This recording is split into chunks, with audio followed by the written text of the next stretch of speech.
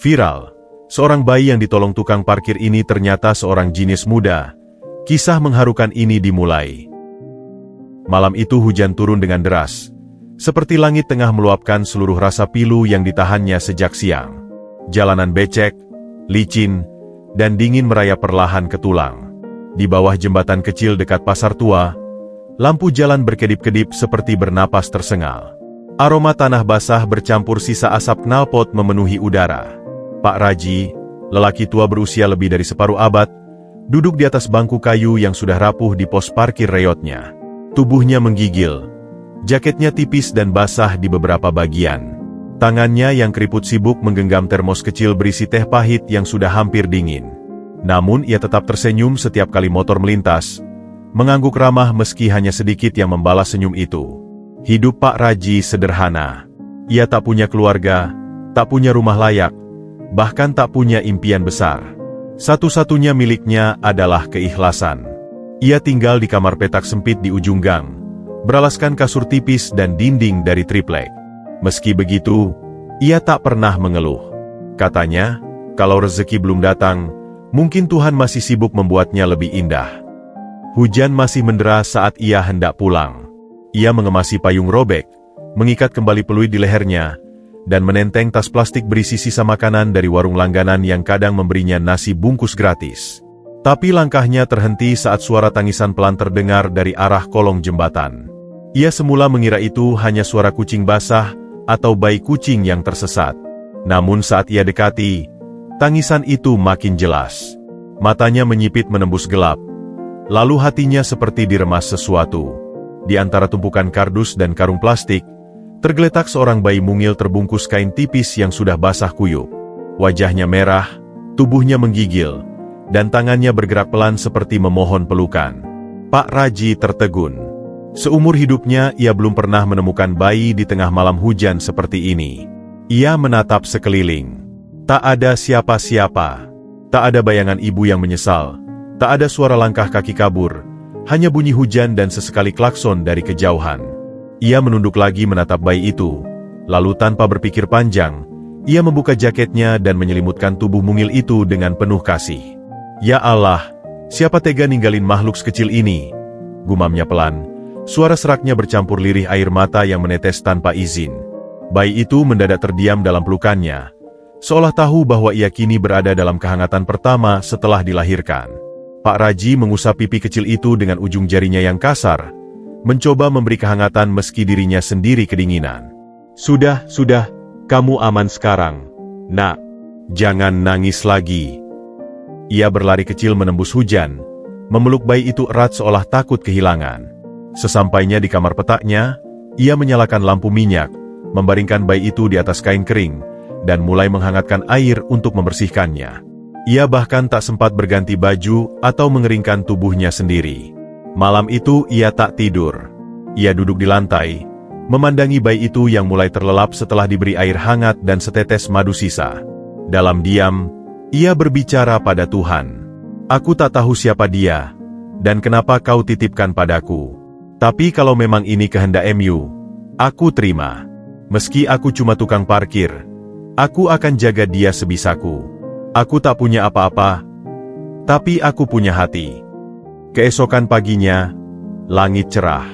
Hujan semalam seolah membersihkan debu dari segala yang kusam. Di luar kamar, suara pedagang sayur dan motor lalu lalang sudah kembali mengisi lorong sempit. Tapi di dalam kamar Pak Raji, dunia berubah. Bayi itu kini menjadi tanggung jawab barunya. Ia menamai bayi itu Ilham, karena kehadirannya seperti bisikan dari langit, sebuah ilham yang mungkin bisa mengubah segalanya. Hari-hari berikutnya, hidup Pak Raji tak lagi seperti dulu. Ia harus bangun lebih pagi, memandikan Ilham dengan air hangat dari kompor sumbu, dan menitipkan sebentar pada ibu warung sebelah saat ia menjaga parkir.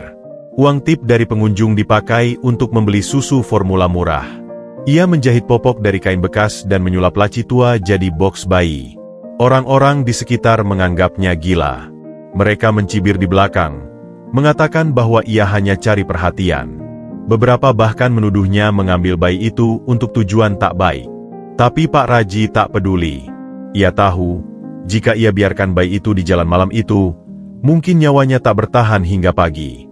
Aku tidak butuh pengakuan, cukup tahu kalau dia tumbuh sehat, itu saja sudah cukup, katanya pada ibu warung yang kadang membawakan bubur bayi dari dapurnya. Ilham tumbuh cepat. Usianya baru 2 tahun saat mulai menunjukkan keanehan yang manis. Ia bisa menyusun balok kayu dengan simetri sempurna, mengingat lagu dari radio hanya dengan sekali dengar, dan menyebut angka dengan urutan yang benar tanpa diajari. Pak Raji semula menganggap itu hal biasa. Tapi setelah Ilham berusia 3 tahun dan mampu membaca huruf-huruf dari iklan koran bekas, ia mulai heran. Ini anak luar biasa. Tapi aku bukan siapa-siapa. Gimana caranya bikin dia berkembang? Kegelisahan itu mulai muncul. Pak Raji ingin menyekolahkan Ilham, tapi ia tak punya surat lahir, tak punya akta, dan bahkan tak tahu nama orang tuanya. Di mata hukum, Ilham nyaris tak ada. Namun cinta tak peduli pada status. Setiap malam, Pak Raji duduk bersama Ilham, mengajarinya huruf dari kardus bekas, menggambar bentuk di atas lantai pakai arang, dan sesekali membacakan cerita rakyat dari buku usang yang ditemukannya di tong sampah. Ilham selalu menyimak dengan mata berbinar, seolah dunia kecil di rumah petak itu adalah istananya. Tahun demi tahun berlalu seperti daun jatuh yang tak terdengar. Ilham kini 8 tahun. Tubuhnya kurus, namun matanya tajam dan penuh tanya. Ia sering bertanya hal-hal yang tak biasa untuk anak seusianya. Pak, kenapa langit warnanya biru? Kenapa petir bisa menyala? Kenapa orang miskin harus kerja keras tapi tetap miskin? Pak Raji terkadang tak bisa menjawab. Tapi ia tak pernah memadamkan rasa ingin tahu itu. Ia hanya mengelus kepala Ilham dan berkata, nanti kalau kamu besar, kamu sendiri yang akan menemukan jawabannya. Suatu hari, saat sedang mengais majalah bekas di Pasar Loak, Pak Raji menemukan buku sains untuk anak-anak. Meski harganya Rp2.000, ia tetap membelinya. Saat diserahkan ke Ilham, mata anak itu membelalak seperti menemukan harta karun. Ini planet, dan ini energi. Ilham berseru sambil membolak-balik halaman. Malam itu, Pak Raji menyadari bahwa anak yang ditemukannya di kolong jembatan bukan anak biasa. Ia adalah cahaya kecil yang dikirimkan Tuhan melalui badai hujan, untuk menerangi hidup yang telah lama temaram. Namun jauh di lubuk hatinya, Pak Raji juga mulai dihantui satu pertanyaan yang sama seperti yang suatu hari pasti akan ditanyakan Ilham. Siapa aku sebenarnya? Ia tahu waktu akan datang. Waktu di mana Ilham bertanya dari mana ia berasal. Waktu di mana ia harus memilih antara berkata jujur atau menjaga hati anak itu. Tapi malam demi malam, ia tunda jawaban itu, seperti orang tua yang tak ingin melihat anaknya terluka terlalu dini. Sementara itu, Pak Raji mulai menabung. Ia tak tahu untuk apa tepatnya, mungkin untuk hari ketika Ilham perlu biaya besar, atau hari saat dirinya tak lagi bisa menjaga. Ia menyimpan uang receh di toples plastik di bawah tempat tidurnya. Satu-satunya warisan yang bisa ia persiapkan. Ilham tak tahu bahwa di balik senyum Pak Raji yang hangat, tersimpan kekhawatiran dan cinta yang tak pernah diucap. Ia tak tahu bahwa tiap kali ia tertidur, Pak Raji duduk memandangi wajahnya dan berbisik, maaf kalau aku nggak bisa kasih yang terbaik, Nak, tapi aku janji akan jadi ayah yang selalu ada. Malam kembali turun. Hujan rintik menyapa atap seng kamar mereka. Di dalam, Ilham tertidur dengan buku terbuka di dadanya. Pak Raji duduk di sudut, memandangi bintang dari celah jendela, lalu bergumam lirih. Entah siapa kamu, Nak. Tapi kalau Tuhan mau menitipkanmu padaku malam itu, berarti aku punya alasan untuk tetap bertahan hidup sampai hari ini. Ia menatap langit gelap yang sama seperti malam saat ia menemukan Ilham, dan ia tahu, kisah ini baru saja dimulai. Sebuah kisah tentang kasih yang tak terukur, tentang nasib yang ditulis ulang oleh tangan sederhana, dan tentang seorang anak ajaib yang ditemukan di tengah hujan, dan kelak akan mengguncang dunia. Tahun-tahun terus bergulir, dan Ilham kini berusia 9 tahun. Usianya mungkin masih belia, tapi pikirannya melesat jauh melampaui angka itu. Di tengah gang sempit yang sering bau got dan suara pertengkaran antar tetangga, Ilham tumbuh seperti benih ajaib yang dirawat oleh hujan dan doa. Ia tak mengenal sekolah seperti anak-anak lain. Tak pernah memakai seragam, tak pernah duduk di bangku kelas dengan papan tulis di depannya. Namun, apa yang ada di dalam kepalanya jauh lebih luas dari ruang kelas manapun. Setiap pagi, saat Pak Raji pergi ke tempat parkir, Ilham akan duduk di depan rumah petak mereka, mengamati lalu lintas orang dan kendaraan. Ia mencatat segala hal yang dilihatnya dalam buku bekas yang diambil dari tumpukan sampah. Bukan menulis biasa. Ia mengamati pola, jam berapa pedagang lewat, jenis kendaraan yang paling sering melintas, hingga kebiasaan orang-orang saat hujan turun. Ia memperhatikan dunia bukan sebagai penonton, tapi sebagai pemikir kecil yang menyusun potongan-potongan teka-teki besar kehidupan. Sore itu, Pak Raji pulang lebih awal. Tubuhnya agak lelah. Wajahnya kusam karena seharian berdiri di bawah matahari. Tapi senyum tetap menyambut seperti biasa. Ia menemukan Ilham sedang membuka lembaran majalah tua yang diwarnai coretan dan diagram. "Ngapain, Ham?" tanyanya, meletakkan kantong plastik berisi 2 potong tahu goreng dan sebatang pisang rebus. "Aku bikin catatan soal kabel-kabel listrik yang di jalan itu, Pak. Tadi aku lihat ada kabel yang melengkung turun. Bahaya kalau kena orang. Aku kira, kalau dibuat sistem gantung dengan besi penyangga berbentuk segitiga, bisa lebih aman." Pak Raji hanya bisa terkekeh kecil. Ia tak sepenuhnya paham, tapi ia tahu anak ini melihat dunia dengan sudut pandang yang berbeda. "Makan dulu, Profesor kecil," katanya, menyodorkan makanan. Ilham menyambut dengan senyum kecil dan berkata, "Pak, kenapa aku nggak sekolah kayak teman-teman di gang sebelah?" Pertanyaan itu datang seperti gemuruh pelan yang lama dipendam awan. Pak Raji tahu, hari itu pasti akan datang. Ia terdiam sejenak, menatap wajah polos itu yang kini mulai menampilkan ketegasan dan keingintahuan. "Karena kadang sekolah butuh banyak surat, banyak syarat. Kita belum punya semuanya," jawabnya lembut. Ilham mengangguk pelan, tidak membantah. Ia bukan anak yang mudah marah atau mengeluh. Tapi Pak Raji bisa membaca gelisah dari cara matanya menghindar. Malamnya, saat Ilham tidur, ia duduk termenung sambil memandangi lembar-lembar dokumen yang pernah ia temukan di saku bayi itu dulu. Ia belum pernah membuka semuanya. Salah satu lembar kertas yang sudah kekuningan itu memuat nama rumah sakit. Nama kecil tertulis samar dengan tinta luntur, Aditya Rayendra. Tapi Pak Raji tetap memanggilnya Ilham. Karena bagi Pak Raji, nama itu bukan sekadar panggilan. Itu adalah harapan yang ia titipkan sejak pertama kali menggendongnya. Keesokan harinya, Pak Raji memutuskan bicara dengan kepala RT, berharap ada celah agar Ilham bisa bersekolah tanpa surat-surat lengkap. Tapi semua pintu tertutup. Tak ada akta lahir, tak ada kartu keluarga, tak ada bukti apapun. Bagi sistem, Ilham adalah anak yang tak pernah tercatat, seperti debu yang tertiup angin dan hilang begitu saja. Ia pulang dengan langkah berat, membawa berita yang tak sanggup ia sampaikan. Namun Tuhan kadang menyelipkan kejutan di balik kesulitan. Beberapa minggu kemudian, saat Ilham ikut Pak Raji ke tempat parkir, ada sesuatu yang berbeda. Seorang dosen universitas yang juga sukarelawan sosial datang memarkir mobil. Ia melihat Ilham sedang menggambar rangkaian alat sederhana dari kabel bekas dan baterai rusak. "Anak siapa ini?" tanya pria itu, memperhatikan gambar di buku lusuh Ilham. "Anak saya," jawab Pak Raji cepat. "Dia bisa bikin rangkaian ini tanpa diajari." Ilham menjawab sendiri, "Saya lihat dari barang elektronik yang dibuang, lalu saya coba bongkar. Ini rangkaian lampu otomatis, Pak. Kalau gelap, nyala sendiri." Si dosen menatap dengan takjub. Ia mengajak bicara lebih lanjut, dan dalam waktu singkat, ia tahu bahwa anak ini bukan biasa. Ia mencatat alamat rumah, dan berjanji akan datang kembali. 3 hari kemudian, dosen itu membawa beberapa mahasiswa, buku-buku, dan alat peraga sederhana. Mereka duduk bersama Ilham di lantai rumah petak itu.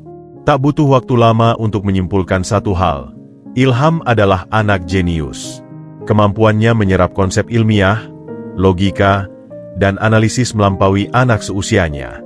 Bahkan ada satu mahasiswa yang berkata, "Pemahaman logika Ilham kayak anak semester 2 teknik elektro, Pak." Pak Raji hanya tersenyum, matanya berkaca-kaca. Hatinya berdesir haru. Bukan karena pujian, tapi karena akhirnya dunia mulai melihat apa yang selama ini ia tahu, bahwa ilham adalah anugerah. Setelah pertemuan itu, Ilham mulai dibimbing secara informal oleh relawan dari universitas tersebut. Ia diajak ke perpustakaan, ke laboratorium kecil, dan dikenalkan dengan komputer. Pak Raji tak pernah menyangka anaknya yang dulu ditemukannya terbungkus kain basah di bawah jembatan, kini bisa duduk di ruangan ber-AC, dikelilingi orang-orang pintar yang tertarik dengan ide-idenya. Tapi kejutan lain datang tak lama kemudian. Suatu hari, Ilham menemukan sebuah liontin kecil dalam laci tua tempat Pak Raji menyimpan benda-benda lama. Liontin itu terbuat dari logam ringan dengan ukiran simbol kecil di tengahnya. Ia membukanya, dan di dalamnya terselip foto seorang wanita muda bersama bayi. Di belakang foto tertulis tahun yang sama saat Pak Raji menemukan Ilham. Ia bertanya, "Pak, ini siapa?" Pak Raji terdiam. Waktu seperti membeku. Angin tak berembus, dan suara sekitar menghilang. Ia tahu ini saatnya. Waktu itu, aku nemuin kamu di bawah jembatan. Malam hujan. Kamu ditinggalin orang. Aku nggak tahu siapa ibumu, atau kenapa kamu ditinggal. Tapi sejak malam itu, aku anggap kamu anakku. Ilham menunduk, memandangi foto itu lama. Tak ada tangis, tak ada amarah. Hanya hening yang berat. Jadi, aku bukan anak kandung Bapak. Bukan.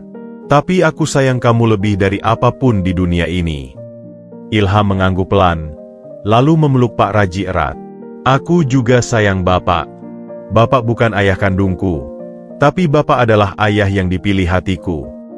Malam itu, tak ada kata lain yang bisa menjelaskan perasaan di antara mereka. Cinta yang tak berakar dari darah, tapi tumbuh dari pengorbanan dan kasih yang tanpa pamrih. Sejak hari itu, semangat Ilham semakin berkobar. Ia belajar lebih giat, membuat catatan demi catatan, dan merancang alat-alat kecil dari barang bekas. Ia berkata suatu malam, "Pak, aku mau bikin sesuatu yang bisa bantu banyak orang. Biar anak-anak seperti aku bisa tetap belajar meski nggak punya apa-apa." Pak Raji hanya tersenyum, mengelus kepala anak itu dengan lembut. Dalam hati, ia tahu bahwa kelak dunia akan mengenal nama anak ini. Bukan karena dari mana ia berasal, tapi karena kemana ia akan pergi. Dan langit malam, seperti mengerti percakapan mereka, membiarkan bintang bersinar lebih terang dari biasanya. Ilham menatapnya lama, lalu bergumam, "Pak, kalau nanti aku bisa sukses, aku mau bangun sekolah. Sekolah buat anak-anak yang nggak dianggap. Biar semua anak tahu, kalau mereka juga berhak bermimpi." Pak Raji menatap anak itu dengan mata basah. Dalam hatinya, ia berdoa, semoga dunia bersedia mendengar suara anak yang pernah dibungkam, dan semoga langit terus melindungi anak yang pernah ditemukan dalam gelap namun kini bersinar seperti cahaya. Dan kisah ini masih belum usai. Masih banyak tikungan, badai, dan kejutan yang menanti Ilham. Tapi satu hal yang pasti, langkah kecilnya hari ini sedang membuka jalan besar di masa depan. Jalan yang akan mengubah banyak nasib, dimulai dari lorong sempit yang selama ini tak pernah diperhitungkan siapapun. Hari-hari Ilham kini terasa berbeda. Setiap pagi ia bangun bukan hanya dengan semangat anak yang ingin bermain, melainkan dengan keinginan membara untuk menemukan hal baru. Buku-buku bekas dan catatan lusuh yang dulu sekadar tumpukan kini menjadi harta karun baginya. Bahkan, di dinding rumah petak yang sempit itu, terpampang coretan-coretan rumus, diagram, dan gambar alat-alat yang ingin ia buat suatu hari nanti. Tak ada lukisan atau foto keluarga seperti rumah-rumah lain, tapi rumah kecil itu penuh mimpi yang digambar dengan tangan kecil dan harapan besar. Dosen dari universitas yang dulu sempat menemuinya, kini rutin mengundang Ilham ke ruang baca kampus. Beberapa mahasiswa pun mulai memanggilnya adik jenius. Mereka tak lagi memandangnya sebagai anak dari gang sempit yang bau got. Mereka melihat sesuatu dalam dirinya, kebeningan pikiran dan ketajaman rasa ingin tahu yang tak biasa. Salah satu mahasiswa teknik elektro bernama Arga begitu tertarik pada Ilham. Ia bahkan membawa Ilham ke laboratorium sederhana, dan mengajaknya merakit proyek kecil. Suatu hari mereka merakit lampu tenaga surya dari panel bekas. Ilham menyimak, mencatat, lalu mengajukan pertanyaan yang membuat Arga mengerutkan dahi. Kalau sinar matahari bisa kita simpan siang hari, kenapa suara nggak bisa disimpan di dalam botol ya, Mas? Arga terdiam, lalu tertawa pelan. Pertanyaan kamu itu lebih susah dari soal ujian kampus, Ham. Ilham tertawa juga. Aku cuma penasaran. Setiap interaksi itu, bagi Ilham, adalah jendela baru. Ia bukan sekadar mengerti konsep. Ia menyerapnya, memainkannya dalam benaknya, dan mengolahnya menjadi pertanyaan-pertanyaan yang belum tentu dijawab buku. Di rumah, Pak Raji semakin sering memandangi anak itu dalam diam. Ada rasa bangga, tentu. Tapi juga ada kegelisahan yang pelan-pelan menggerogoti dadanya. Beberapa kali ia batuk tak tertahan, dada terasa sesak, namun ia menahannya. Ia tahu Ilham butuh ketenangan untuk terus belajar. Ia tak mau jadi beban. Namun tubuh tak bisa dibohongi terlalu lama. Suatu malam, saat Ilham sedang menggambar sketsa alat pembaca suhu digital, suara batuk Pak Raji terdengar keras dari dapur kecil. Ilham berlari ke sana dan menemukan Pak Raji sedang menahan sakit di dadanya. Pak, kenapa? Cuma masuk angin, Nak. Udah biasa. Ilham tahu itu bukan sekadar masuk angin. Tapi ia belum cukup besar untuk tahu seberapa parah kondisi orang yang ia anggap ayah itu. Ia hanya bisa meremas tangan Pak Raji dan berkata, "Jangan apa-apa ya, Pak. Aku belum bisa bikin sekolah buat anak-anak. Aku belum bisa bikin Bapak bangga." Pak Raji tersenyum lemah. "Kamu udah bikin Bapak bangga sejak kamu manggil Bapak pertama kali." Hari-hari berikutnya, kesehatan Pak Raji makin menurun. Ia mulai sering istirahat dan tak kuat berdiri lama di tempat parkir. Ilham tahu sesuatu harus dilakukan. Ia mulai membantu mencari uang dengan cara yang tak biasa, membuat barang-barang kecil dari barang bekas dan menjualnya ke pasar loak atau warung. Ia merakit kipas mini bertenaga baterai bekas, senter daur ulang, dan bahkan mainan edukatif sederhana. Beberapa orang mulai tertarik membeli. Sebagian karena kagum, sebagian karena iba. Tapi bukan belas kasihan yang Ilham cari. Ia ingin dikenal karena karyanya, bukan karena kisah sedihnya. Maka saat ada pengumuman lomba inovasi teknologi anak di tingkat kota, Ilham langsung mendaftar. Syaratnya hanya satu, mengirimkan video singkat dan penjelasan alat yang diciptakan. Ilham meminjam ponsel mahasiswa untuk merekam alat baca suhu buatannya yang bisa menunjukkan suhu tubuh hanya dengan sentuhan sederhana. Alat itu ia rancang dari komponen bekas jam digital dan sensor suhu dari kipas rusak. Dalam video itu, Ilham menjelaskan dengan gaya khasnya. Lugas, tapi penuh semangat. Tak ada naskah, tak ada latihan. Hanya suara jujur dari seorang anak yang melihat dunia sebagai ruang eksperimen besar.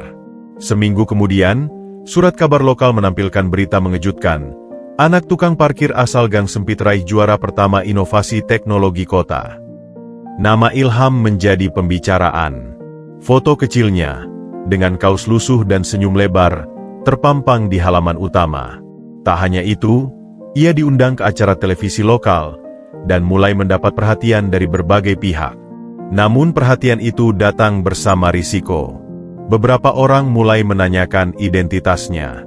Wartawan, aktivis, bahkan lembaga perlindungan anak mulai menggali masa lalu Ilham. Dari mana dia berasal? Siapa orang tuanya? Kenapa ia tak sekolah formal? Disinilah rahasia yang selama ini disimpan Pak Raji mulai terkuak perlahan. Ilham merasa bingung. Ia hanya ingin berkarya, bukan jadi perbincangan. Ia tak ingin dikenal karena kisah ditinggalkan atau ditemukan. Tapi dunia punya cara sendiri mengungkapkan kenyataan. Suatu malam, seorang wanita datang ke rumah peta itu. Usianya sekitar 40. Wajahnya cantik namun terlihat letih. Ia memperkenalkan diri sebagai Maya, seorang peneliti teknologi yang membaca berita tentang Ilham dan merasa ada kemiripan dengan anaknya yang hilang 9 tahun lalu. Ia menunjukkan liontin yang sama persis dengan milik Ilham. Pak Raji menggenggam tangan Ilham erat saat wanita itu menangis di depan mereka. Ilham mematung. Ia bingung. Ia tak pernah merasa kehilangan karena ia selalu merasa dimiliki. Ia tak tahu harus merasa bahagia atau takut. Ilham, kalau kamu memang anak saya minta maaf. Dulu terjadi kecelakaan. Saya kehilanganmu saat evakuasi. Selama ini saya mencari. Saya kira kamu sudah. Suara wanita itu tercekat. Pak Raji tak banyak bicara. Ia tahu, hari itu mungkin akan datang. Hari ketika Ilham menemukan benang merah dari masa lalunya. Tapi ia tak menyangka akan sesakit ini. Seperti seseorang yang menanam pohon sejak biji, lalu tiba-tiba datang orang mengaku sebagai pemiliknya. Ilham hanya menatap Pak Raji. Pak, kalau aku anak orang lain, apa aku tetap bisa tinggal sama Bapak? Pak Raji tak menjawab. Ia mengelus kepala Ilham, lalu berkata, pilihan di tangan kamu, Ham. Tapi di sini, kamu selalu punya rumah. Wanita itu tak memaksa. Ia meninggalkan kartu nama, berkata bahwa pintunya akan selalu terbuka jika Ilham ingin tahu lebih banyak. Malam itu, Ilham duduk lama di depan rumah. Langit berawan, angin berhembus pelan. Di tangannya tergenggam liontin. Di pikirannya, ribuan tanya tak memiliki jawaban pasti. Namun satu hal yang ia tahu pasti, siapapun dirinya dulu, ia ingin tetap menjadi Ilham, anak dari gang sempit, anak dari Pak Raji, dan anak yang ingin mengubah dunia dengan ilmu dan hati. Ia menatap ke arah kamar di mana Pak Raji tertidur, lalu berbisik, aku nggak akan pergi, Pak. Aku mau di sini. Biar aku tetap Ilham. Biar aku tetap anak Bapak. Dan malam pun menjadi saksi bahwa ikatan sejati tak selalu dibentuk oleh darah, tapi oleh kasih sayang yang tak mengenal syarat. Sebuah janji diam telah terucap, bahwa sekuat apapun angin dari masa lalu berusaha menggoyahkan, akar cinta yang tumbuh dari ketulusan tak akan mudah tercerabut. Dan langkah Ilham, dari lorong sempit menuju panggung dunia, baru saja mulai berpijak lebih kuat. Sejak malam pertemuannya dengan Maya, suasana hati Ilham tak lagi sama. Meski ia tak langsung menerima atau menolak kemungkinan bahwa wanita itu ibunya, benaknya terus memutar ulang momen itu. Ada perasaan aneh yang tak bisa ia lukiskan dengan kata. Seperti mendadak berdiri di persimpangan, tapi kedua jalan di depan tak punya papan penunjuk arah. Hanya Pak Raji yang tetap menjadi satu-satunya tempat berpulang yang tak membuatnya ragu. Di wajah renta itu, di tangan kasar yang pernah menggenggamnya erat saat ia demam, Ilham menemukan makna rumah yang tak bisa digantikan siapapun. Hari-harinya kembali sibuk dengan undangan wawancara, tawaran beasiswa, dan ajakan kolaborasi dari berbagai komunitas sains. Namun Ilham tak larut dalam sorotan. Ia tetap bangun pagi, membantu Pak Raji memasak air, menyapu lorong, dan menulis catatan di buku usangnya. Ia tahu semua yang ia miliki sekarang bukan hasil dari keberuntungan semata, melainkan tangga panjang yang ia daki sejak kecil, bersama seseorang yang tak pernah menyerah padanya. Suatu hari, sebuah surat resmi datang dari Kementerian Pendidikan. Isinya adalah undangan bagi Ilham untuk mengikuti seleksi beasiswa penuh ke sekolah riset tingkat nasional yang hanya menerima anak-anak jenius dari seluruh Indonesia. Seleksi itu bukan sekadar ujian tertulis, tapi juga serangkaian observasi kepribadian, proyek ilmiah, dan wawancara langsung. Hati Ilham berkecamuk. Ini kesempatan besar. Tapi juga berarti ia harus meninggalkan Pak Raji untuk waktu yang cukup lama. Ia duduk diam di depan pintu rumah, menatap langit sore yang mulai memerah seperti luka yang belum sembuh. Pak Raji menghampiri, membawa 2 gelas teh manis yang masih mengepul. Ia duduk di sebelah Ilham dan berkata, kalau kamu terbang, jangan khawatir soal sarang. Sarang ini akan selalu ada. Ilham menoleh. Pak nggak takut kalau aku pergi? Takut, jawab Pak Raji jujur.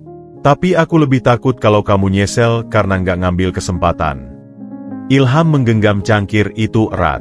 Diam-diam, ia menangkap getaran di ujung suara Pak Raji yang terdengar lebih berat dari biasanya. Ia tahu tubuh itu makin lemah. Ia tahu waktu tak menunggu siapapun. Tapi ia juga tahu, Jika ia tak melangkah sekarang, ia akan memenjarakan mimpinya hanya karena takut kehilangan. Beberapa hari kemudian, Ilham berangkat ke ibu kota untuk mengikuti seleksi. Ia diantar oleh relawan yang selama ini mendampinginya.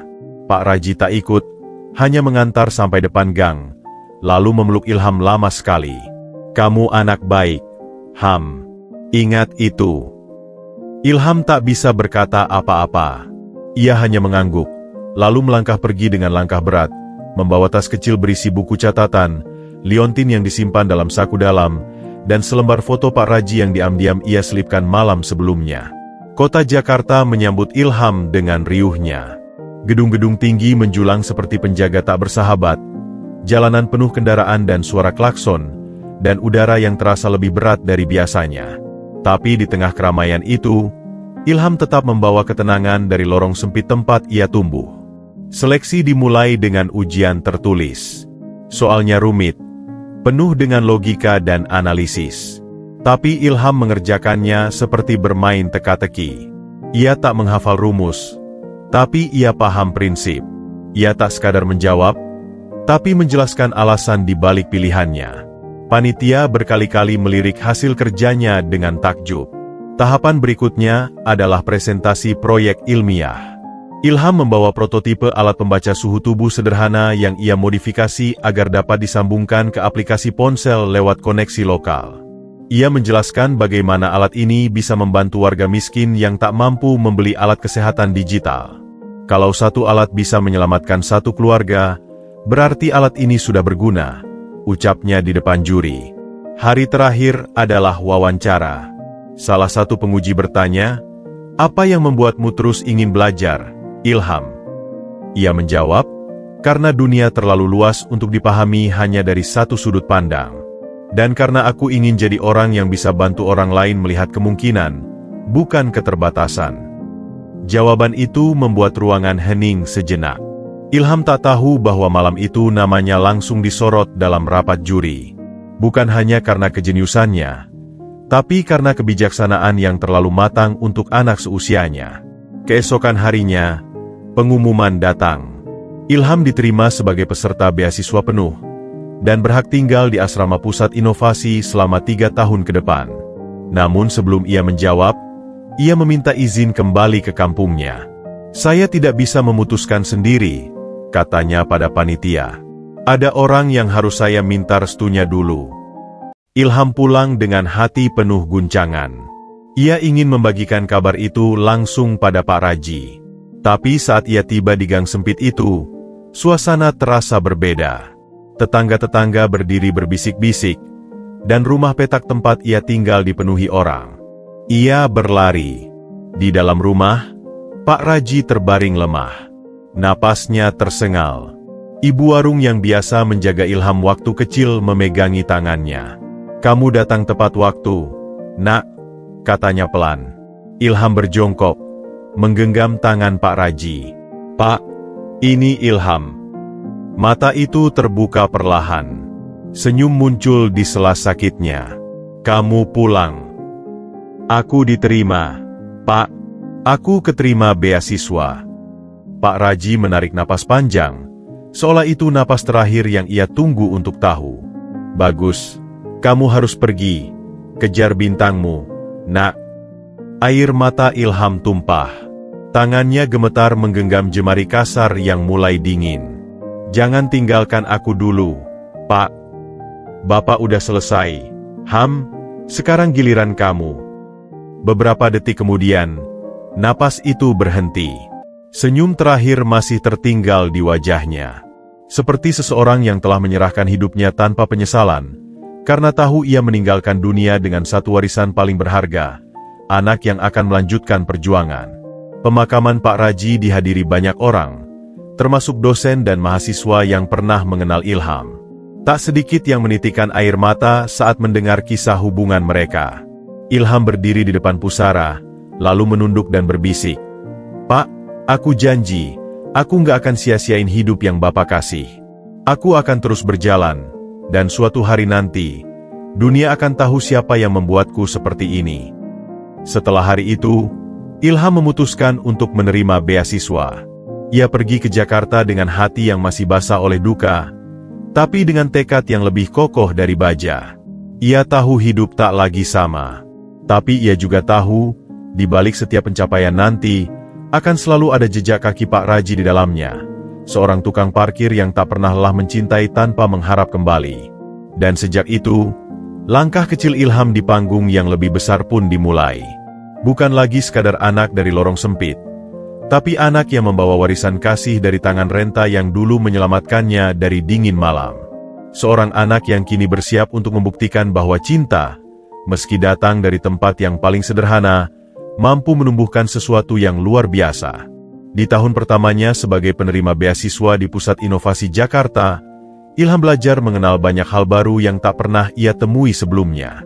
Ia tinggal di sebuah asrama yang dihuni oleh anak-anak jenius dari berbagai daerah, lengkap dengan fasilitas teknologi mutakhir, mentor-mentor berpengalaman, dan laboratorium yang hanya bisa ia impikan dulu. Tapi yang paling menantang bukan alat atau tugas rumit, melainkan dunia baru yang penuh aturan dan tatapan mata yang kadang terasa menilai. Ilham tak pernah merasa pintar di antara mereka. Ia hanya merasa haus. Haus akan ilmu, haus akan pemahaman, dan haus akan jawaban dari pertanyaan-pertanyaan kecil yang menari dalam pikirannya sejak kecil. Beberapa hari setelah ia tiba, ia diminta memilih bidang fokus yang ingin ia tekuni. Ilham memilih pengembangan teknologi ramah lingkungan. Baginya, masa depan bukan soal kecanggihan semata, tapi tentang keberlanjutan hidup yang adil untuk semua.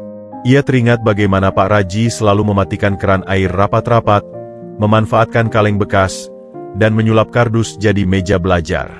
Semua itu bukan karena keterpaksaan, tapi karena kebijaksanaan. Di ruang laboratorium, ia mulai membangun proyeknya, alat pemurni udara bertenaga surya yang bisa dirakit dengan bahan sederhana dan murah. Ia ingin menciptakan sesuatu yang bisa digunakan orang-orang kecil seperti Pak Raji, agar bisa bernapas lebih lega di tengah polusi kota.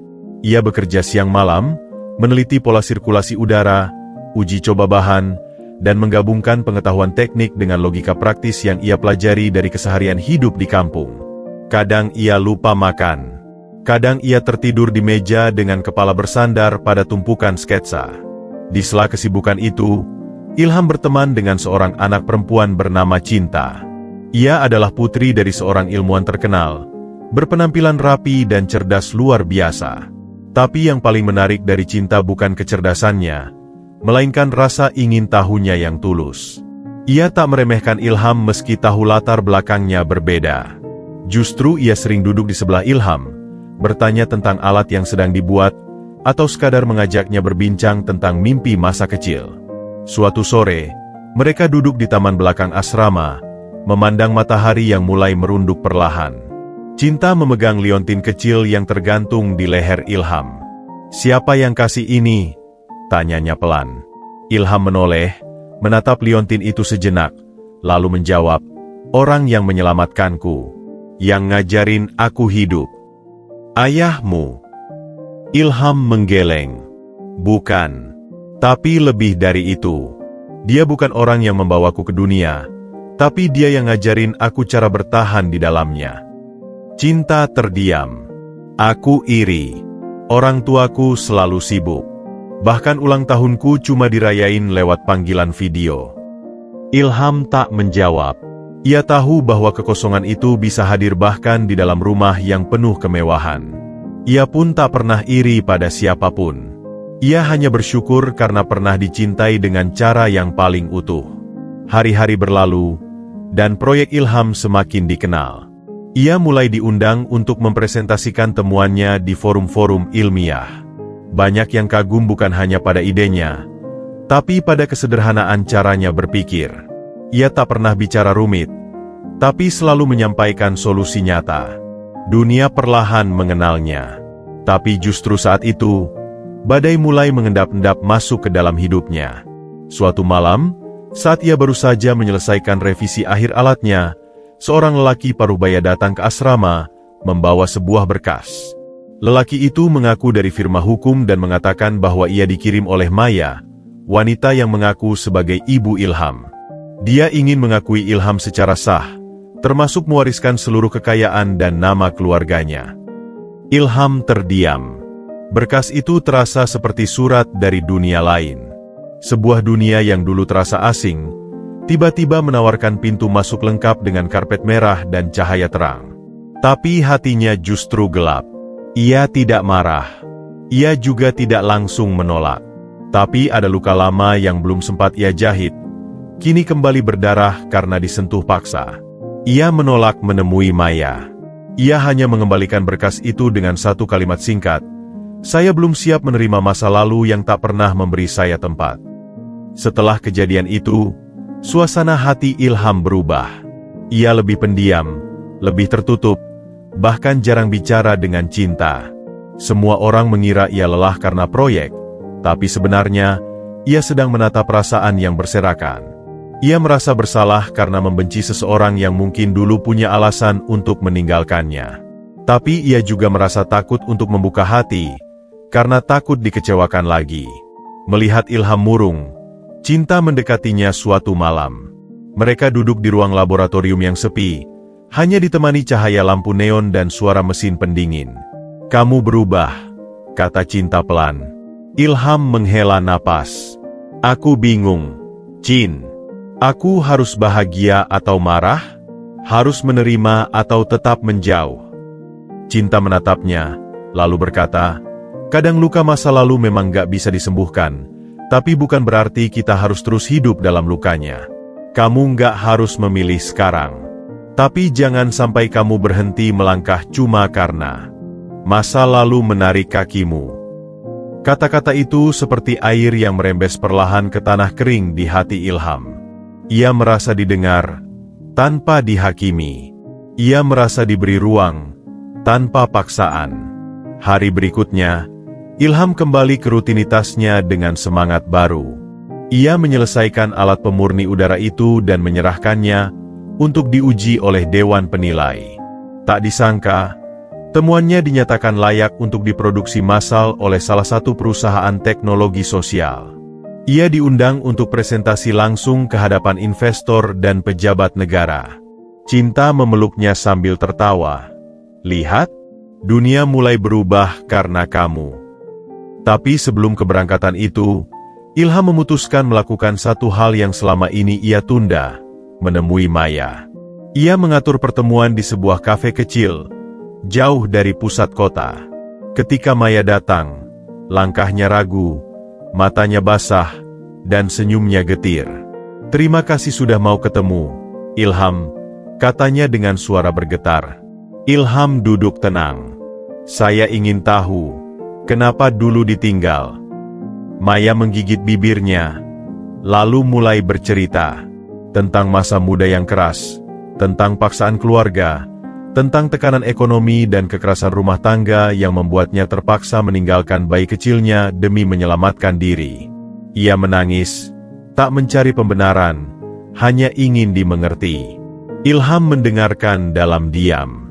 Di dalam dirinya, masih ada rasa sakit. Tapi ia juga mendengar suara lain. Suara kecil dari Pak Raji yang pernah berkata, "Kalau kamu bisa maafin orang lain, itu bukan buat mereka, tapi buat kamu sendiri, supaya hatimu nggak terus berat." Setelah percakapan panjang itu, Ilham tak langsung memeluk Maya. Ia juga tak langsung memanggilnya Ibu. Tapi ia mengatakan satu hal yang tak pernah Maya duga. "Saya nggak tahu bisa menghapus masa lalu atau enggak. Tapi saya siap mulai lembaran baru, pelan-pelan." Maya menangis makin keras. Tapi kali ini bukan karena duka, melainkan karena kelegaan. Malam itu, Ilham pulang ke asrama dengan langkah ringan. Ia duduk di jendela kamarnya, memandang bulan yang menggantung seperti lentera masa depan. Di tangannya, liontin kecil dari Pak Raji masih tergenggam. Tapi kali ini, ia tak memandangnya dengan rindu yang pahit. Ia tersenyum. Karena kini, ia tahu bahwa masa lalu dan masa depan tak harus berseberangan. Mereka hanya dua sisi dari jalan yang sama. Ilham kembali berdiri tegak. Bukan lagi hanya sebagai anak dari lorong sempit, Bukan juga sebagai anak dari wanita yang dulu meninggalkannya, tapi sebagai dirinya sendiri, seorang pemuda yang tumbuh dari cinta, bertahan karena harapan, dan melangkah karena keyakinan bahwa masa depan bisa diperjuangkan, sejauh apapun luka yang pernah ada. Setelah pertemuan dengan Maya, ada sesuatu yang berubah dalam cara Ilham memandang hidup. Bukan hanya karena ia mulai berdamai dengan masa lalu, tapi karena ia menyadari satu hal, masa depan bukan cuma soal mimpi besar, tapi tentang bagaimana seseorang melangkah dengan hati yang utuh. Hari-harinya kembali dipenuhi oleh aktivitas riset, proposal pengembangan alat pemurni udara, dan berbagai undangan dari lembaga sosial yang tertarik menjalin kolaborasi.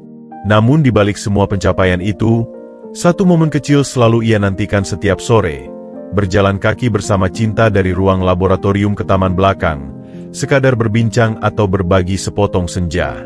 Suatu hari, Ilham mendapat undangan istimewa dari Kementerian Inovasi dan Teknologi untuk mengikuti konferensi ilmiah tingkat Asia yang akan diselenggarakan di Singapura. Namanya diusulkan sebagai perwakilan muda berbakat dari Indonesia bersama beberapa ilmuwan muda lainnya. Ia sempat ragu, tak pernah terbayang sebelumnya akan melangkah sejauh ini, apalagi hingga ke luar negeri. Tapi dorongan dari Cinta dan para mentor membuatnya akhirnya memutuskan untuk menerima undangan itu. Di balik kesederhanaan langkahnya, Ilham menyimpan tekad yang membara. Ia ingin ide-idenya menjadi nyata, bukan hanya sekadar angan yang berakhir di rak perpustakaan. Persiapan menuju konferensi berlangsung padat. Ia harus menyiapkan presentasi dalam bahasa Inggris, memperdalam data teknis proyeknya, serta menyusun strategi kerja sama internasional. Ia bekerja keras tanpa mengeluh. Namun, di tengah kesibukan itu, ia mendapat kabar mengejutkan dari kampung halamannya. Pak Raji sakit keras dan dirawat di rumah sederhana yang dulu mereka tempati bersama. Tak butuh waktu lama baginya untuk memutuskan. Ia meminta izin pada panitia konferensi untuk pulang sebentar. Hanya 2 hari, cukup baginya untuk menengok sosok yang telah membentuk pondasi jiwanya. Ia naik kereta malam dan tiba pagi hari di kampung yang belum banyak berubah. Rumah-rumah sempit berdempetan, suara pedagang keliling masih terdengar di sudut gang, dan anak-anak berlarian tanpa alas kaki. Saat tiba di rumah, ia disambut oleh tetangga-tetangga yang kini tak lagi melihatnya sebagai anak pungut, tapi sebagai kebanggaan kampung. Di dalam rumah, Pak Raji terbaring lemah. Tubuhnya kurus, tapi matanya masih menyala seperti dulu, penuh kasih dan bijak. Ilham duduk di samping ranjang, menggenggam tangan kasar itu dengan lembut. "Saya pulang, Pak," katanya lirih. Pak Raji tersenyum pelan. "Kamu selalu pulang ke arah yang benar, Ham." Mereka berbincang lama tentang alat yang sedang Ilham kembangkan, tentang perjalanan ke luar negeri yang akan datang, dan tentang masa lalu yang kini telah mengendap seperti endapan kopi di dasar cangkir, tak lagi pahit, hanya jadi pengingat. Sebelum Ilham pamit, Pak Raji memberikan sesuatu yang terbungkus kain lusuh, sebuah buku catatan tua miliknya. Di dalamnya ada coretan tangan kasar, ide-ide sederhana tentang mesin, catatan pengeluaran, bahkan puisi pendek yang ia tulis sendiri. "Buku ini tempat aku nyimpan semua hal yang aku nggak bisa omongin," katanya. Ilham menerima buku itu dengan mata yang mulai basah. Setelah kembali ke Jakarta, ia langsung bersiap untuk keberangkatannya ke Singapura. Dalam koper kecilnya, ia menyelipkan buku catatan itu, seolah membawa serta semangat Pak Raji bersamanya. Saat berada di ruang konferensi megah, berdiri di atas panggung besar dengan layar lebar menampilkan rancangan alatnya, Ilham berbicara dengan percaya diri. Ia tidak sekadar mempresentasikan data, tapi menyampaikan kisah tentang bagaimana udara bersih bukan hak istimewa, tapi hak hidup semua manusia. Tentang bagaimana inovasi tak seharusnya hanya untuk mereka yang punya akses, tapi juga untuk mereka yang hidup di balik tirai ketimpangan. Presentasinya mendapat tepuk tangan meriah. Beberapa delegasi dari negara lain menghampirinya, menawarkan program kerjasama dan bantuan produksi massal. Namun yang paling mengejutkan adalah tawaran dari seorang profesor teknologi lingkungan dari Jepang yang tertarik membimbing Ilham dalam riset lanjutan jika ia bersedia melanjutkan studi magister di sana. Ilham tak langsung menjawab. Ia butuh waktu, karena baginya, setiap langkah besar harus dimulai dari hati yang bulat, bukan hanya peluang yang menggiurkan. Sekembalinya dari konferensi, Ilham kembali disambut sorotan media dan penghargaan dari berbagai lembaga. Tapi yang paling membekas adalah saat ia berdiri di depan anak-anak sekolah dasar di kampungnya, memberi pelatihan singkat tentang pentingnya menjaga lingkungan. Ia melihat cahaya yang sama di mata anak-anak itu, cahaya yang dulu ia miliki saat pertama kali menemukan potongan radio rusak di tong sampah. Ia menyadari bahwa mungkin tujuan hidupnya bukan hanya menciptakan alat, tapi membangkitkan nyala di dalam diri orang lain. Di suatu sore, Ilham dan Cinta duduk di taman belakang asrama, seperti biasa. Cinta mengeluarkan sketsa alat baru yang sedang ia rancang. "Gimana kalau kita bikin proyek bareng?" katanya sambil tersenyum. Ilham tertawa kecil. "Proyek apa?" "Menyelamatkan dunia." "Ya, pelan-pelan. Dimulai dari menyelamatkan kampungmu, lalu sekolah-sekolah kecil, lalu siapa tahu, dunia." Ilham mengangguk pelan. Matanya memandang jauh, bukan ke langit, tapi ke dalam dirinya sendiri. Ia tak pernah tahu hidupnya akan sejauh ini. Tapi kini, ia tak takut lagi.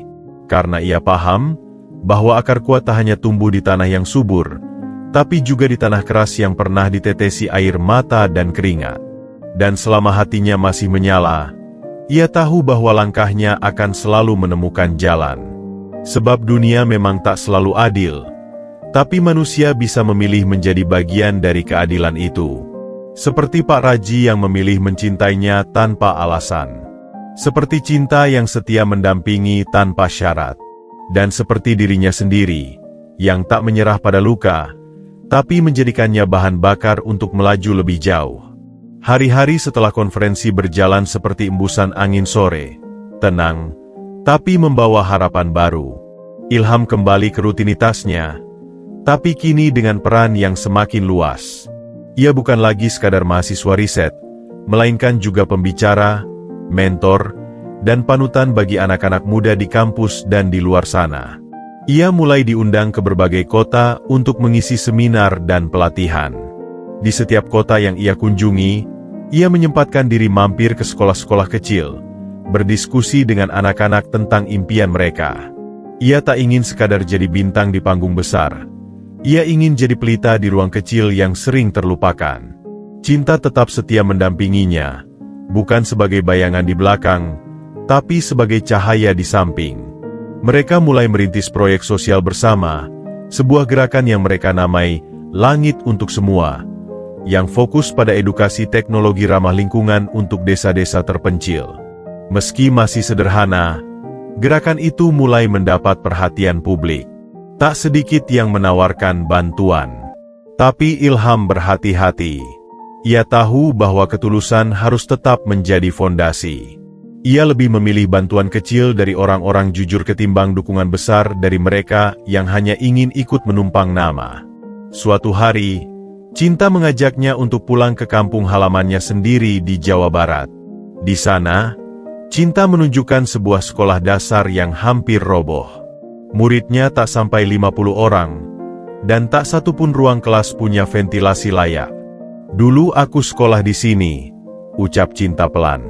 "Mungkin sudah saatnya aku balas tempat ini dengan sesuatu yang nyata." Ilham mengangguk tanpa banyak kata. Mereka pun memutuskan menjadikan sekolah itu sebagai proyek pertama, Langit untuk Semua. Bersama beberapa relawan, mereka merancang pembangunan ulang sekolah dengan sistem ventilasi alami dan penggunaan panel surya. Di sela-sela kesibukan proyek, Ilham bertemu dengan seorang anak laki-laki bernama Wira, usia 9 tahun, yang selalu datang ke lokasi proyek sambil membawa buku rusak dan selembar pensil yang ujungnya hampir habis. "Aku pengen jadi kayak Kak Ilham," katanya dengan polos. "Kenapa?" tanya Ilham sambil tersenyum. "Soalnya kakak bikin alat yang bisa bantu orang." Aku juga pengen bantu ibu. Biar dia nggak jualan gorengan sampai malam terus. Kata-kata itu menampar Ilham seperti hujan pertama yang jatuh ke tanah kering. Ia teringat dirinya sendiri dulu, bercita-cita sederhana, hanya ingin membuat hidup orang tuanya lebih mudah. Ia pun mengajak Wira duduk dan mulai mengajarinya tentang rangkaian listrik paling dasar. Hari demi hari, Wira datang, dan Ilham tak pernah lelah membimbingnya. Sementara itu, sebuah email penting datang dari Profesor Kagawa di Jepang, dosen senior dari Tokyo Institute of Technology. Profesor itu menulis bahwa ia tertarik membimbing Ilham secara langsung untuk riset lanjutan, dengan beasiswa penuh selama 2 tahun. Kesempatan itu begitu menggiurkan, tapi Ilham tahu, jika ia pergi, maka proyek Langit untuk Semua akan tertunda. Ia mulai bimbang. Baginya, setiap keputusan adalah benang tipis yang bisa mengubah arah hidup banyak orang. Ia mengajak Cinta berdiskusi di taman sekolah yang masih dalam proses renovasi. Di bawah pohon mangga yang rindang, mereka duduk berdua, hanya ditemani suara serangga malam. Kalau kamu berangkat, aku yakin kamu bisa jadi lebih hebat lagi, ujar Cinta. Tapi kalau kamu tinggal, kamu tetap bisa jadi hebat, hanya saja caranya berbeda. Bagian tersulit dari hidup bukan memilih mimpi, tapi memilih kapan harus mengejarnya, jawab Ilham. Malam itu ia tidak langsung memutuskan, tapi ia tahu, apapun yang ia pilih, hatinya harus ikut. Beberapa hari kemudian, ia menulis surat balasan pada Profesor Kagawa, menjelaskan bahwa ia akan menunda keberangkatan selama 6 bulan demi menyelesaikan proyek sosial yang sedang ia jalani. Tak disangka, profesor itu menghargai keputusannya dan justru menawarkan kolaborasi jarak jauh hingga Ilham siap berangkat. Dunia seperti memberi jalan bagi mereka yang tulus berjalan. Sementara pembangunan sekolah hampir rampung, Ilham dan Cinta merancang sistem pembelajaran sederhana berbasis teknologi. Ia membuatkan papan interaktif murah dengan proyektor bekas dan menyusun modul pembelajaran sains yang dikaitkan dengan kehidupan sehari-hari. Wira menjadi salah satu siswa pertamanya. Setiap kali menjelaskan, Ilham selalu berkata, ilmu itu bukan tentang rumus, tapi tentang harapan. Di saat yang sama, media mulai meliput kegiatan mereka. Wartawan, influencer, dan organisasi sosial datang untuk melihat langsung kerja nyata yang selama ini hanya jadi narasi. Namun bagi Ilham, apresiasi terbesar bukanlah tepuk tangan publik, melainkan ketika ia melihat Wira bisa merakit alat sederhana untuk membantu ibunya menanak nasi tanpa listrik, hanya dengan tenaga surya dan reflektor cermin bekas. Anak itu, yang dulu hanya datang dengan buku robek, kini mampu mencipta. Namun kebahagiaan itu tak lama. Suatu malam, Wira datang dengan wajah panik. Kak Ilham, ibu, pingsan waktu jualan. Sekarang di rumah, nggak bangun-bangun. Ilham tanpa pikir panjang langsung ikut Wira ke rumahnya. Di sana, ia mendapati ibunya tergeletak lemas. Ilham segera membawanya ke puskesmas terdekat. Setelah diperiksa, ternyata Ibu Wira mengalami kelelahan berat karena kurang gizi dan tekanan darah rendah. Ilham merasa gagal. Di tengah segala usahanya menciptakan teknologi besar, ia luput pada hal-hal paling dasar, kesehatan dan ketahanan hidup. Sejak kejadian itu, ia mulai merancang program bantuan kesehatan keluarga berbasis komunitas. Ia mengumpulkan data keluarga-keluarga prasejahtera di sekitar lokasi proyek dan bekerja sama dengan beberapa mahasiswa kedokteran untuk membuka klinik keliling gratis. Gerakan Langit untuk Semua pun meluas tak hanya soal teknologi, tapi juga kesehatan dan gizi. Dalam waktu singkat, sekolah tempat Cinta belajar dulu berubah menjadi pusat belajar, pusat kesehatan, dan pusat harapan. Bukan karena gedungnya indah, tapi karena di tempat itu, cinta dan ilmu berjalan beriringan. Saat Ilham berdiri di depan pelang sekolah yang baru dipasang, ia tersenyum. Di pelang itu tertulis, SD Harapan Raji, tempat semua anak berhak bermimpi. Ia menamai sekolah itu dengan nama Pak Raji, sosok yang telah menanamkan nilai hidup paling penting, bahwa kebaikan sejati adalah yang tak pernah menunggu ucapan terima kasih. Sore itu, saat matahari condong ke barat dan burung-burung mulai kembali ke sarangnya, Ilham berdiri di halaman sekolah bersama Cinta dan Wira. Mereka menatap langit yang perlahan berubah jingga. Cinta menggenggam tangan Ilham. "Kamu sudah membuat sesuatu yang akan bertahan lama," katanya. Ilham menoleh dan berkata pelan, "Belum selesai. Ini baru permulaan." Sebab di hatinya, Ilham tahu, perjuangan tak pernah punya garis akhir. Selama masih ada anak yang bermimpi, selama masih ada orang tua yang berjuang di tengah keterbatasan, dan selama masih ada cinta yang menghidupkan ilmu, maka langkahnya akan terus berlanjut.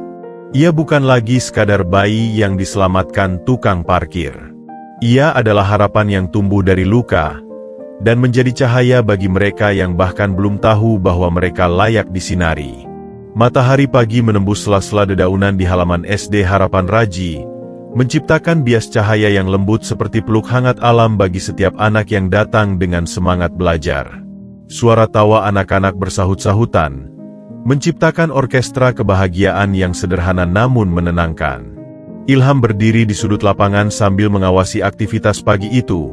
Di tangannya, sebuah map berisi rancangan tahap kedua proyek mereka. Namun, pikirannya melayang jauh ke satu tempat yang tak ia duga akan mengetuk kembali, masa lalu. Beberapa malam sebelumnya, Ilham menerima surat dari seseorang yang tak pernah ia sangka akan menghubunginya. Surat itu ditulis tangan, dengan huruf-huruf ragu namun penuh permohonan. Isinya berasal dari Pak Darto, ayah kandung Ilham yang dulu meninggalkannya bersama ibunya ketika Ilham masih balita. Ilham sempat ingin merobek surat itu, membuangnya seperti ia pernah membuang semua kenangan tentang pria itu. Tapi sesuatu menahannya. Mungkin karena ia tahu, luka tidak pernah benar-benar sembuh jika dibiarkan diam. Maka hari itu juga, ia membalas surat itu dengan satu kalimat. "Jika benar-benar ingin bertemu, datanglah ke sekolah tempat aku mengabdi." Beberapa hari kemudian, sosok pria tua berjaket pudar itu muncul di depan gerbang sekolah. Langkahnya berat, sorot matanya ragu, namun ada kesungguhan dalam setiap geraknya. Ilham menatapnya dari kejauhan, dada sesak, seolah hatinya menjadi medan perang antara amarah dan belas kasih. Mereka duduk berdua di ruang guru yang kosong, diam lebih banyak bicara dari kata-kata. Sampai akhirnya pria itu memulai. "Ayah bukan datang untuk minta maaf. Ayah tahu kata-kata tak akan bisa mengganti apapun. Tapi ayah ingin lihat kamu sekarang, bukan dari bayangan, bukan dari cerita. Ayah cuma mau tahu, kamu baik-baik saja." Ilham tidak langsung menjawab. Ia menatap dinding yang masih berbau cat baru, mencoba menatap perasaan yang berantakan. "Aku baik bukan karena kau ada, tapi aku tetap memilih jadi orang baik. Mungkin itu balas dendam paling lembut yang bisa kuberikan." Kalimat itu meluncur tanpa emosi, tapi terasa seperti bilah tipis yang tajam. Pak Darto hanya mengangguk. "Ayah tidak pantas minta apa-apa. Tapi kalau suatu hari kamu butuh bantuan, walau hanya sekadar tukang sapu sekolah ini, ayah siap." Tak ada pelukan atau tangisan, hanya keheningan yang menggantung di udara. Tapi Ilham tahu, luka masa lalu tak perlu selalu disembuhkan dengan peluk. Cukup dengan tidak membiarkannya menular ke generasi berikutnya. Ia memutuskan untuk membiarkan pria itu tinggal dan membantu sebagai penjaga malam sekolah. Diam-diam, banyak anak menyukai kakek baru itu. Mereka memanggilnya Pak Dar, dan tanpa sadar, pria itu mulai membangun jembatan kecil dari reruntuhan hubungannya yang dulu. Sementara itu, proyek Langit untuk Semua mulai merambah ke desa tetangga. Ilham dan timnya memutuskan memperluas jaringan ke sebuah desa terpencil bernama Cikeas Atas. Desa itu terletak di balik bukit. Hanya bisa ditempuh dengan motor trail atau jalan kaki selama 2 jam. Akses listrik nyaris tak ada, dan sekolah dasar di sana hanya memiliki 1 guru tetap yang merangkap kepala sekolah bendahara, sekaligus petugas kebersihan. Di sanalah Ilham menemukan sosok inspiratif lain, Bu Murni, guru berusia 50 yang mengajar dengan papan tulis retak dan kapur lembab. "Saya tidak hebat, Mas Ilham," kata Bu Murni saat Ilham datang untuk survei. "Tapi saya belum sanggup meninggalkan anak-anak ini. Kalau saya pergi, siapa lagi?" Ilham diam-diam terharu. Ia tahu proyek selanjutnya sudah jelas. Ia mulai merancang panel surya portabel yang bisa dibawa dengan ransel, serta membuat kotak belajar interaktif bertenaga baterai yang bisa diisi ulang dengan tenaga matahari. Wira, anak kecil yang dulu hanya bisa menatap alat-alat dengan bingung, kini jadi asisten lapangan Ilham. Ia membantu menguji kotak pembelajaran dan memberi masukan. Kalau tombolnya dipindah ke kiri, lebih gampang dijangkau anak kecil, ucap Wira serius, seperti teknisi cilik yang sedang dalam misi besar. Perjalanan ke Cikeas atas menjadi simbol baru dalam hidup Ilham. Ia menyadari, teknologi yang hebat bukan yang canggih dan mahal, tapi yang paling dekat dengan kebutuhan paling sederhana. Ia bahkan mulai menulis catatan pribadi yang rencananya akan dibukukan, teknologi dari tanah, kumpulan kisah tentang ciptaannya yang lahir dari kebersamaan, bukan laboratorium. Namun, tantangan tak berhenti di sana. Suatu malam, salah satu panel surya buatan mereka mengalami gangguan. Beberapa alat belajar tidak bisa digunakan. Ilham langsung turun tangan. Di tengah hutan kecil yang basah oleh embun malam, ia membongkar alat itu dengan bantuan Wira dan 2 relawan. Dalam gelap, di bawah lampu kepala yang temaram, mereka menemukan kabel utama yang rusak karena tikus hutan. Saat itulah, Ilham sadar bahwa keberlanjutan teknologi juga harus memperhitungkan alam sekitar. Ia mulai berpikir untuk membuat pelindung kabel dari bahan alami yang tak disukai tikus, seperti serat serai atau kulit jeruk kering. Keesokan harinya, Ilham mengajak anak-anak Cikeas membuat kebun pelindung. Lahan kecil berisi tanaman pengusir hama yang juga bisa dimanfaatkan sebagai bahan masakan dan obat tradisional. Anak-anak dengan semangat mencangkul, menanam, dan menyiram. Bagi mereka, itu bukan sekadar kegiatan tani, tapi pembelajaran langsung tentang bagaimana ilmu dan alam bisa berjalan berdampingan. Cinta, yang selama ini bertugas mengurus logistik dan dokumentasi, mulai membuat jurnal video harian yang kemudian viral di media sosial.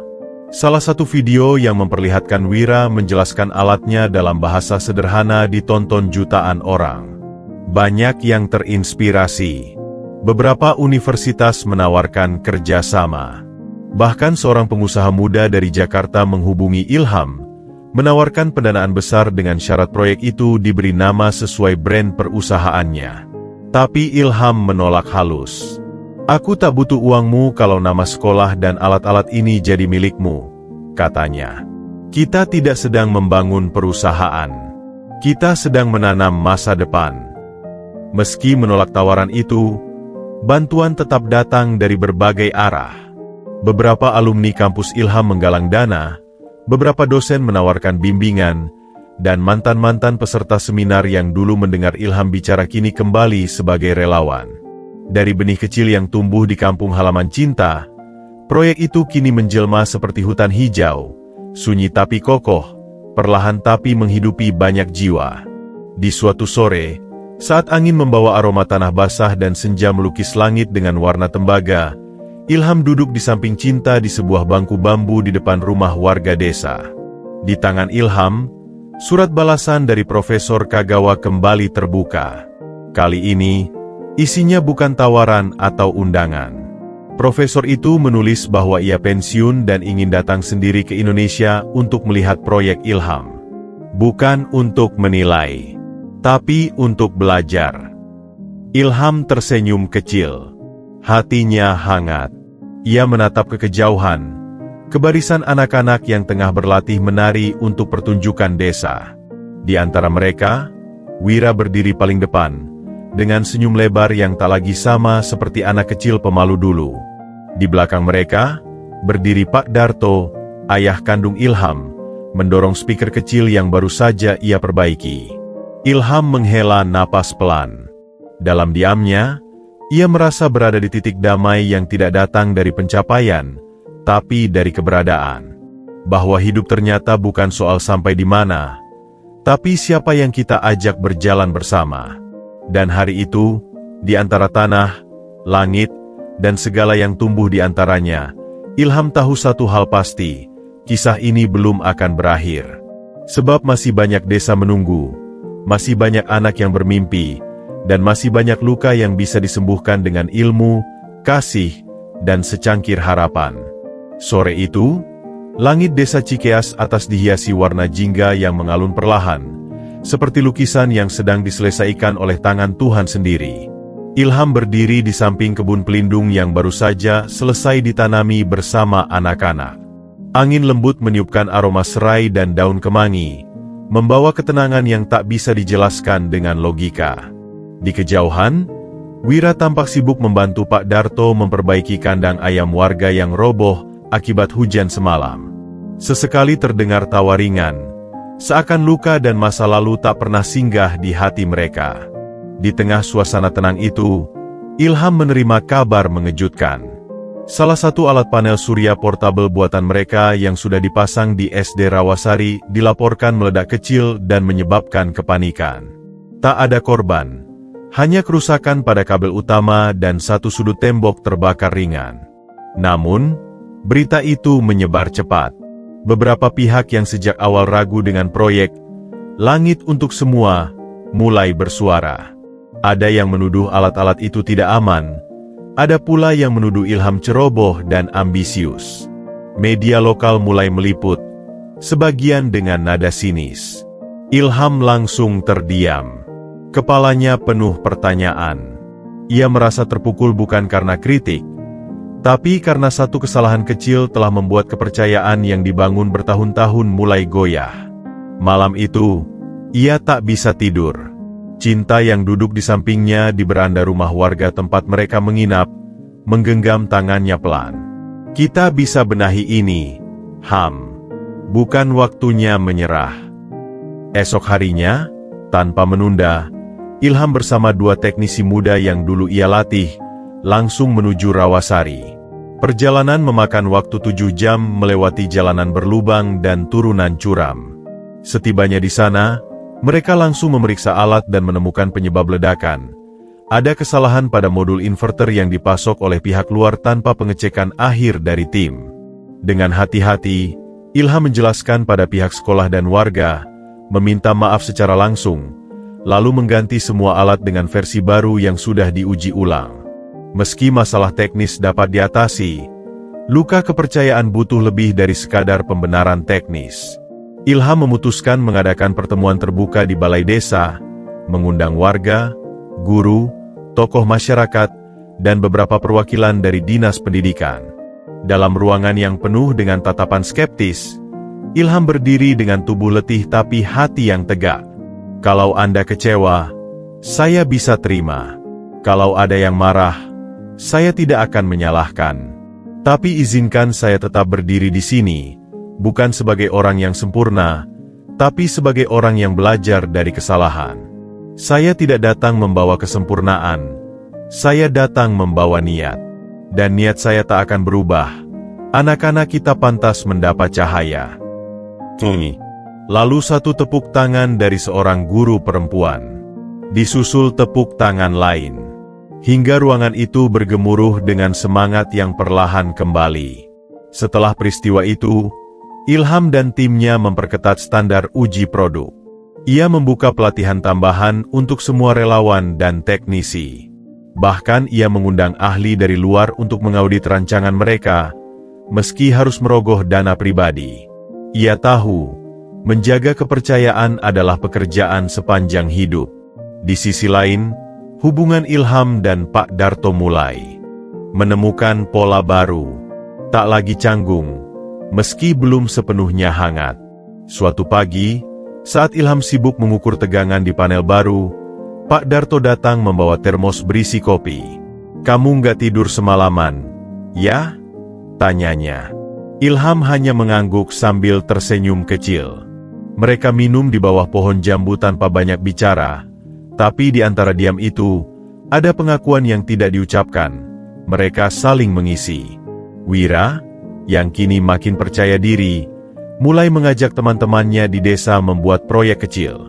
Ia mencetuskan ide lampu harapan. Lampu tenaga surya mini yang bisa dipasang di kandang ternak agar petani tak perlu lagi menyalakan lampu minyak. Ilham memberi ruang seluas-luasnya untuk ide itu, bahkan menjadikan proyek Wira sebagai model pembelajaran untuk sekolah lain. Saat malam peluncuran lampu harapan, Ilham berdiri di belakang panggung, menyaksikan Wira mempresentasikan temuannya di depan puluhan warga dan anak-anak. Ada rasa bangga yang tak bisa diukur dengan gelar atau uang. "Kamu hebat, Wira," bisik Ilham setelah acara. Bocah itu hanya nyengir. "Aku belajar dari yang terbaik." Sementara itu, Cinta menerima kabar bahwa ibunya sakit dan harus menjalani operasi ringan di kota. Ia pamit untuk pulang selama beberapa hari. Ilham merasa sedikit limbung tanpa kehadiran perempuan itu. Namun ia tahu bahwa cinta yang kuat bukan yang saling mengikat, tapi yang saling menguatkan. Ia melepas Cinta dengan pelukan panjang di terminal kecil desa. Kesendirian Ilham di beberapa hari itu justru membawanya ke ruang kontemplasi yang lebih dalam. Ia mengingat kembali semua perjalanan, semua wajah yang pernah ia bantu, dan semua kegagalan yang pernah menyapanya. Ia mulai menulis ulang catatan hidupnya, bukan untuk dikenang, tapi untuk diwariskan. Buku, Teknologi dari Tanah, ia perluas menjadi 3 bagian: akar, kisah awal; batang, proses pertumbuhan; dan cabang, harapan yang menjulur ke masa depan. Suatu malam, saat Ilham sedang menata berkas-berkas pelatihan untuk desa berikutnya, ia menerima telepon dari seorang tokoh pendidikan nasional yang selama ini diam-diam mengikuti kiprahnya. Suaranya berat tapi hangat. "Ilham, kami ingin proyekmu menjadi model pembelajaran nasional berbasis komunitas. Bukan sekadar proyek sosial, tapi sistem nyata untuk masa depan. Siapkan dirimu untuk Forum Pendidikan Nasional bulan depan. Kau akan jadi pembicara utama." Ilham terdiam. Bukan karena tak percaya, tapi karena ia merasa panggilan itu bukan undangan untuk pamer, melainkan ujian untuk tetap membumi. Ia menatap langit malam desa yang bertabur bintang, lalu membisikkan doa sederhana. "Bantu aku tetap sederhana meski mimpi ini makin tinggi." Minggu berikutnya, Cinta kembali ke desa. Saat Ilham menyambutnya di stasiun kecil, perempuan itu tertawa melihat wajah Ilham yang penuh coretan tinta dan mata panda karena begadang. "Kau harus istirahat, Pak Teknisi," godanya. Ilham hanya tersenyum. "Nanti, dunia sedang menunggu kita menyalakan lebih banyak cahaya." Babak baru sudah terbuka. Proyek mereka bukan lagi sekadar percobaan idealisme, melainkan denyut nyata dari perubahan. Dan di balik semua kesuksesan dan ujian, Ilham tahu satu hal: membangun masa depan bukan tentang seberapa cepat kau sampai, tapi seberapa banyak tangan yang kau genggam di sepanjang jalan. Karena sejatinya, harapan bukan milik satu orang. Ia tumbuh dari hati-hati yang memilih untuk tetap percaya meski dunia sempat gelap. Pagi di desa Rawasari menyambut dengan kabut tipis yang menggantung seperti tirai bening di antara pepohonan. Udara masih basah oleh embun, dan suara ayam jantan bersahutan seperti nada awal dari simfoni kehidupan. Ilham berdiri di bawah pohon mangga tua, menatap ladang kecil yang semalam diterangi oleh lampu harapan buatan Wira dan timnya. Hatinya hangat, seperti kopi yang baru diseduh. Tapi pagi itu juga membawa tamu tak terduga. Sebuah mobil hitam mengkilap berhenti di depan rumah singgah relawan. Seorang pria berkacamata tebal dan jas mahal turun dari dalamnya, dengan senyum rapi dan aura pejabat yang tak bisa disembunyikan. "Ilham, saya dari kementerian. Ada banyak hal yang ingin kami bicarakan soal proyek Anda." Ilham menyambut dengan sopan, tapi di dalam hatinya, ia tahu bahwa percakapan ini bukan sekadar pujian. Di ruang kecil itu, mereka berdiskusi selama 2 jam.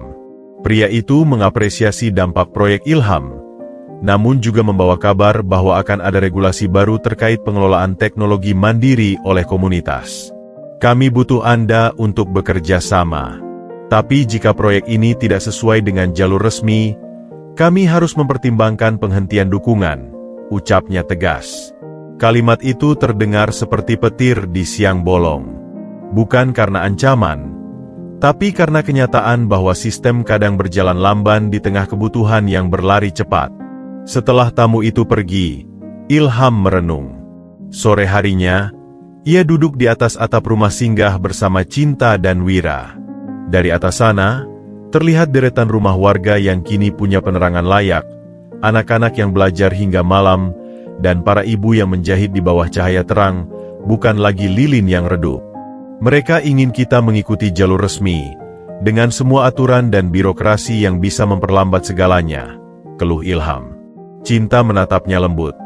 Tapi mungkin ini saatnya kita tidak hanya jadi pembuat perubahan kecil, tapi juga penggerak sistem besar. Hari-hari berikutnya, Ilham mulai menyiapkan berkas-berkas administratif. Ia menghubungi kenalannya di lembaga swadaya, dosen yang dulu membimbingnya, bahkan mantan mitra yang pernah berselisih dengannya. Ia tak ingin proyek ini berhenti hanya karena ego. Ia ingin memperkuat fondasinya, agar langit untuk semua bisa berdiri bukan hanya karena niat, tapi juga legalitas yang kokoh. Di tengah persiapan itu, Ilham juga menerima undangan dari Forum Pendidikan Nasional yang akan digelar di Jakarta. Ia diminta menjadi pembicara utama, membawakan materi tentang teknologi berbasis masyarakat dan dampaknya terhadap pendidikan desa. Hari keberangkatan tiba. Ilham berangkat ditemani Cinta dan Wira. Perjalanan ke Jakarta membawa nostalgia tersendiri bagi Ilham, karena kota itu adalah saksi masa kecilnya yang kelam, ketika ia pernah tinggal di pinggiran rel, menjual koran, dan tidur beralas kardus. Tapi kini, ia kembali sebagai seseorang yang membawa cahaya, bukan hanya secara harfiah, tapi juga harapan. Di panggung Forum Pendidikan Nasional, Ilham berbicara tanpa teks, tanpa slide yang mewah. Ia hanya membawa satu foto, gambar seorang anak di desa Cikeas atas yang sedang belajar di bawah cahaya lampu tenaga surya sambil memeluk buku yang lusuh tapi penuh mimpi. Saya bukan lulusan luar negeri. Saya bukan penemu besar. Saya hanya anak dari lorong sempit yang pernah gelap. Dan saya tahu betapa pentingnya seberkas cahaya. Proyek kami bukan untuk dipuji, tapi untuk ditiru. Karena cahaya bukan soal listrik, tapi tentang kesempatan. Ruangan itu hening sejenak, sebelum akhirnya riuh oleh tepuk tangan yang bergemuruh. Banyak yang mendekatinya setelah itu. Ada yang ingin bekerja sama, ada yang menawarkan dukungan. Bahkan beberapa pejabat tinggi menyatakan minat untuk menjadikan proyek itu sebagai program nasional percontohan. Sekembalinya ke desa, Ilham disambut seperti pahlawan. Tapi ia tetap tenang. Ia tahu bahwa kemasyhuran adalah asap, cepat naik, cepat pula lenyap. Ia memilih kembali menyingsingkan lengan baju, ikut mengangkut tiang lampu, menyapu debu di kelas-kelas, dan mencatat semua keluhan warga. Ia tak ingin jadi ikon. Ia ingin tetap menjadi bagian dari gerakan yang tumbuh bersama. Malam itu, hujan turun deras. Di sebuah rumah warga yang masih memakai atap seng, bocor terdengar di mana-mana. Ilham dan Wira datang membawa terpal. Mereka menambal atap, berbasah kuyup, namun tak mengeluh. Selesai semua, mereka duduk di bawah lampu surya, menggigil sambil minum wedang jahe. Wira berkata lirih, "Kamu nggak capek, Kak?" Ilham tersenyum, "Capek, tapi lebih capek kalau menyerah." Di sisi lain, Cinta mulai mengembangkan program edukasi digital untuk anak-anak. Ia mengajak mahasiswa pendidikan untuk turun ke desa sebagai pengajar relawan, dan mengubah ruang kosong bekas gudang menjadi perpustakaan kecil. Ia menamai ruang itu Rumah Cahaya. Di sana, anak-anak membaca, belajar mengetik, bahkan mulai menulis cerita mereka sendiri. Beberapa mulai bermimpi menjadi penulis, guru, dan bahkan insinyur seperti Ilham. Di satu sore yang hangat, Seorang anak bernama Damar menunjukkan coretan gambar panel surya dengan baling-baling kecil. Kalau ini bisa muter sendiri dan nyalain lampu di sawah, Pak Ilham, katanya polos. Ilham merunduk, menatap gambar itu lama. Kamu harus jadi ilmuwan, Dam. Waktu berlalu, dan dukungan terus berdatangan. Tapi di tengah keberhasilan itu, ujian kembali datang. Sebuah lembaga besar mengajukan kerjasama, namun dengan syarat, proyek langit untuk semua akan berada di bawah kendali mereka sepenuhnya. Artinya, Ilham harus melepaskan hak atas sistem yang ia bangun. Sebagai imbalannya, mereka menjanjikan dana besar, jaringan luas, dan pengembangan nasional. Malam itu, Ilham duduk sendiri di beranda. Cinta menyusul sambil membawa jaket. Kau sudah tahu jawabannya, kan? Bisiknya. Ilham menatap jauh ke arah langit. Aku tidak mendirikannya untuk dijual. Aku mendirikannya agar bisa diwariskan. Pagi berikutnya, Ilham menolak tawaran itu. Dengan nada sopan tapi tegas, ia menulis surat resmi bahwa proyek ini akan tetap menjadi milik komunitas dan dilindungi sebagai gerakan akar rumput. Keputusan itu membuat beberapa pihak kecewa, tapi juga memicu dukungan dari gerakan sosial lainnya. Ia mulai membentuk jaringan desa-desa cahaya di seluruh penjuru negeri, diisi oleh orang-orang biasa dengan semangat luar biasa. Di sebuah rapat terbuka bersama para relawan dan warga, Ilham berkata, "Banyak yang bertanya kenapa kita tidak ambil jalan cepat. Karena perubahan sejati lahir dari langkah kecil yang tak pernah berhenti. Kita bukan pelari cepat, kita pelari jarak jauh." Kini, Desa Rawasari dan Cikeas atas tak lagi hanya dikenal sebagai desa terpencil. Mereka jadi pusat belajar, tempat magang, bahkan lokasi studi banding dari berbagai institusi. Anak-anak di sana sudah bisa mengakses pelajaran daring, bercocok tanam dengan bantuan sistem lampu malam, dan mengembangkan aplikasi sederhana dengan bimbingan relawan. Dan Ilham, yang dulu hanya bocah jalanan, kini telah menjadi titik awal dari ratusan cahaya yang tersebar ke penjuru negeri. Tapi lebih dari itu, ia telah menyalakan sesuatu yang tak bisa padam, harapan. Karena cahaya yang paling terang adalah cahaya yang menyala dari hati yang tak lelah memberi.